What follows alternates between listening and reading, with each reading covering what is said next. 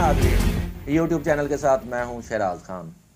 जैसा कि नाज़रीन अक्सर आपकी खिदमत मैं स्टोरियां करता हूं, मुख्तलिफ रोड शो करता हूं, और आज का जो मेरा इशू है जिसे को लेके मैं आपके सामने आया हूं, थाने भगवानपुरा की हदूद में बिनते हवा की एक बेटी को तशद्दुद का निशाना बनाया गया। आप देख रहे होंगे स्क्रीन पे चलता हुआ वो किस तरीके से दरिंदों की तरह मार पीट रहे हैं। इसके पीछे वजह क्या थी? वजह यही होती है, या तो किसी का बाप दुनिया से जा चुका होता है या जायदाद होती है।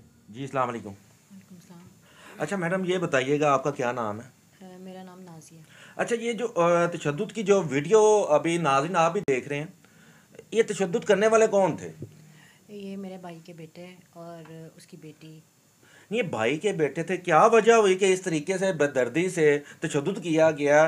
क्या वाकया ऐसा क्या आपने बोल दिया था कि उन्होंने इस तरीके से आप पर तशद्दुद किया? क्या मेन वजह क्या थी? मेरे वालिद साहब की ना डेथ के बाद ये रोज़ के मामूलात थे उनके कि उन्होंने कहना है कि हिस्सा छोड़ दो हमारा साथ, हम लोग यानी अच्छा जी, मेरे आपने अभी बताया कि हिस्सा छोड़ दें।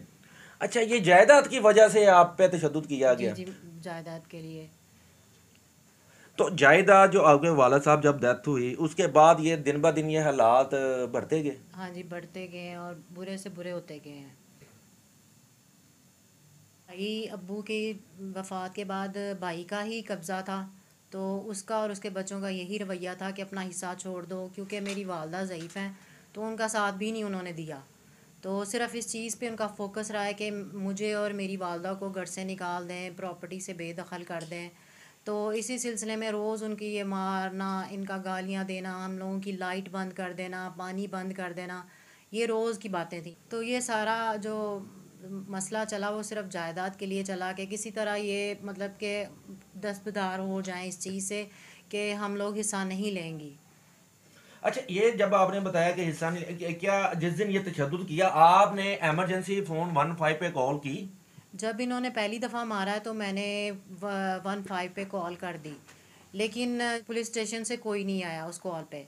ये मैंने दोबारा जब उन्होंने मारा मैंने दोबारा कॉल की है तो वो 10:30 बजे आए हैं। उन्होंने 3 दिन के बाद की, यानी ये 14 को ये हुआ है और 17 को जो है ना रात को 10 बजे उन्होंने FIR लॉन्च की।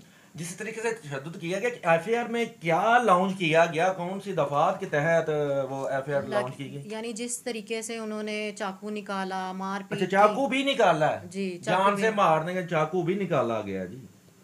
तो लेकिन उन्होंने कुछ भी आके उन्होंने सिर्फ पूछा है उनसे, उनको ले गए हैं लेकिन उन्होंने फिर उन्हें छोड़ दिया है।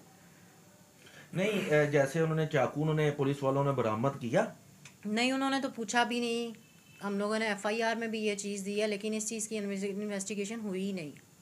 अच्छा, इन्वेस्टिगेशन उन्होंने की ही नहीं। इसके पीछे जो नाज़रीन, अगर आपको मैं बताता चलूं कि पाकिस्तान पंजाब पुलिस के आपने थाना कल्चर तो आपने देखा है, उसको तो बड़ा अच्छा कर दिया इन्होंने। आईजी साहब ने बड़ा अच्छा ये इकदाम है, मैं सलूट पेश करता हूं आईजी साहब को। क्या चाहती हैं आप?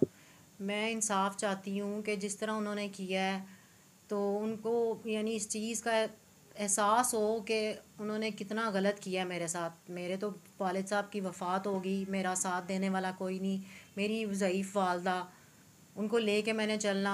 अब ये उनका रूटीन में है कि उस एरिए में आ रहे हैं, पीछा कर रहे हैं और मुझे मारने की धमकियां दे रहे हैं। लेकिन अगर मैं इन्वेस्टिगेशन इंचार्ज से बात करूं तो वो ये कहता है कि वो बेल पे हैं, मैं उनको कुछ भी नहीं कह सकती। अगर आईजी साहब आप मेरी बात सुनते हो, इस ये देखिए किसी की बेटी भी है, ये किसी की माँ भी बनेगी, कब मिलेगा इंसाफ? कौन देगा इंसाफ? शोर करना, गालियां देना, ये जब से अब्बू की मतलब वफ़ात हुई है तब से ये सारा कुछ रूटीन में है। अच्छा, आपके साथ रूटीन में वो आ जाते हैं? अभी वो जिस घर में ये वाकया पेश है उसी घर में रह रहे हैं कि चले गए हैं वहां से गुंडे नहीं, ना सब? थोड़े दिन पहले चले गए हैं ये लोग। अच्छा, वो चले गए, अब भी वहीं पे आते हैं वो उसके बाद भी? यानी आ रहे हैं, घर के पास ही आते हैं, 3 बजे से ऑनवर्ड आ जाते हैं तो रात को लेट नाइट उन्होंने जाना होता है। दुनिया का वो जो दादाजी की जायदाद थी उसको खा रहे हैं फिर? आपके हाँ कहने का जी। मतलब जो 3 बजे आता है और रात तक रहता है, वो पैसे कहाँ से आते हैं? हाँ जी, वो मेरे वालिद साहब के ही जो वो छोड़ के गए हैं वही खा रहे हैं। क्या बिजनेस था आपके वाले साहब का? अब्बू का स्पेयर पार्ट्स का काम था। अच्छा, बंटवारा आपका हो चुका है कि अभी होना है? हम लोगों का केस जो है ना वो अभी कोर्ट में चल रहा है। तो मशीनरी पे, फैक्ट्री पे हर जगह स्टे है।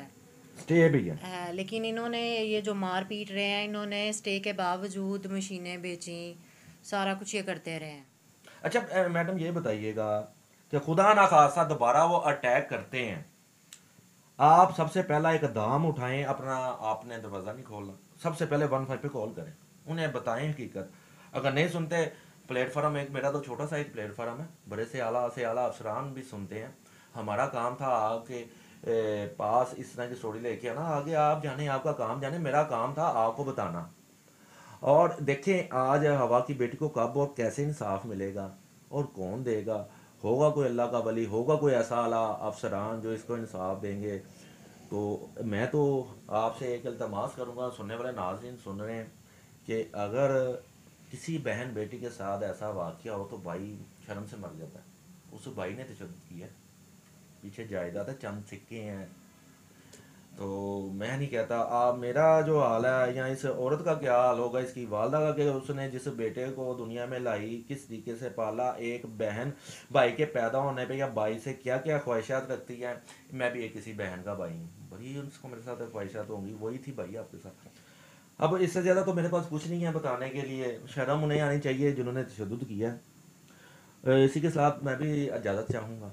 अपना रखिएगा ख्याल। अल्लाह निगहबान।